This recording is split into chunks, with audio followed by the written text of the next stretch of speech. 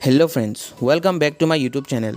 ভাৰতৰ যদি ছেফ গাড়ীসমূহৰ কথা আমি কওঁ তেন্তে বৰ্তমান সময়ত দুটা কোম্পানীৰ কথা আমাৰ মনলৈ আহিব, টাটা আৰু মাহিন্দ্ৰা। ছেফ গাড়ী মানে এখন গাড়ীৰ বিল্ড কোৱালিটিটো কেনেকুৱা তাৰ কথা বুজোৱা হৈছে, যে গাড়ীখন কিমান মজবুত বনাইছে কোম্পানীয়ে। আৰু গাড়ীসমূহৰ এই মজবুতি বা বিল্ড কোৱালিটিটো চেক কৰে গ্ল'বেল এনকেপে। আপোনালোকে হয়তো জানে গ্ল'বেল এনকেপৰ বিষয়ে, কিন্তু যিসকলে নাজানে তেওঁলোকৰ কাৰণে কৈছোঁ যে গ্ল'বেল এনকেপ হৈছে এটা ইণ্টাৰনেশ্যনেল কোম্পানী বা সংস্থা বুলিও ক'ব পাৰে, যিটোৱে ভাৰতৰ গাড়ীসমূহ কিমান মজবুত সেইটো টেষ্ট কৰে, গাড়ীখন খুন্দিয়াই আৰু এক্সিডেণ্ট কৰোৱায়।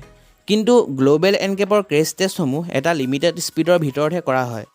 60 to 90 km/hৰ ভিতৰত এই গাড়ীসমূহ এক্সিডেণ্ট কৰোৱা হয়, আৰু সেইটোৰ ওপৰতে ভিত্তি কৰি গাড়ীসমূহক ৰেটিং দিয়া হয় 0 পৰা 5 ষ্টাৰৰ ভিতৰত। ভাৰতৰ প্ৰায় সকলো কোম্পানীৰ গাড়ীসমূহেই গ্ল'বেল এনকেপত ক্ৰেছ টেষ্ট কৰা হয়। কম ষ্টাৰ ৰেটিঙৰ গাড়ীসমূহৰ বিল্ড কোৱালিটিটো বেয়া, আৰু 4-5 ষ্টাৰ ৰেটিঙৰ গাড়ীসমূহৰ বিল্ড কোৱালিটিটো মজবুত বুলি ধৰা হয়।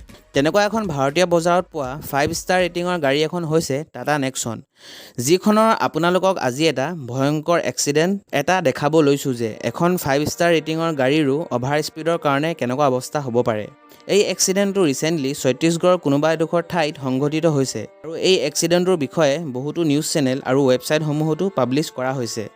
জানিবলৈ পোৱা মতে টাটা নেক্সনখনত 5জন লোক NH30 হাইৱে হৈ ক'ৰবালৈ গৈ আছিল, আৰু তেনেকুৱাতে সন্মুখৰ পৰা এখন বাছে আহি খুন্দিয়াই দিলে টাটা নেক্সনখনক। ৰিপৰ্টৰ মতে বাছ আৰু নেক্সন এই দুয়োখনৰে স্পীডটো হিচাপতকৈ বেছি আছিল। ফটোত আপোনালোকে চাব পাৰিছে যে বাছখনে ৰং ছাইডৰ পৰা আহি নেক্সনখনক খুন্দিয়াই দিছে।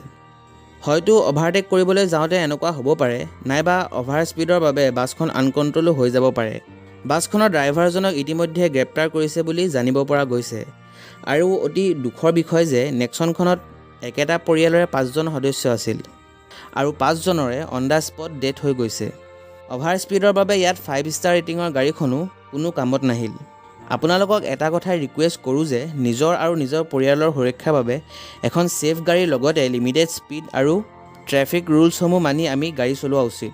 কাৰণ যিমানেই 5 ষ্টাৰ ৰেটিঙৰ গাড়ী নহওক কিয়, স্পীড যদি হিচাপতকৈ বেছি হয় তেন্তে সেইখন গাড়ীও আপোনাক বচাব নোৱাৰে। তেন্তে আজিলৈ ইমানেই বন্ধুসকল। যদি আপোনালোকৰ ভিডিঅ'টো চাই ভাল লাগিলে লাইক আৰু কমেণ্ট কৰিব, আৰু আগলৈ গাড়ী আৰু বাইকৰ বিষয়ে এনেকুৱা ইনফৰ্মেটিভ ভিডিঅ'সমূহ চাবলৈ মোৰ চেনেলটো ছাবস্ক্ৰাইব কৰি দিব। ধন্যবাদ।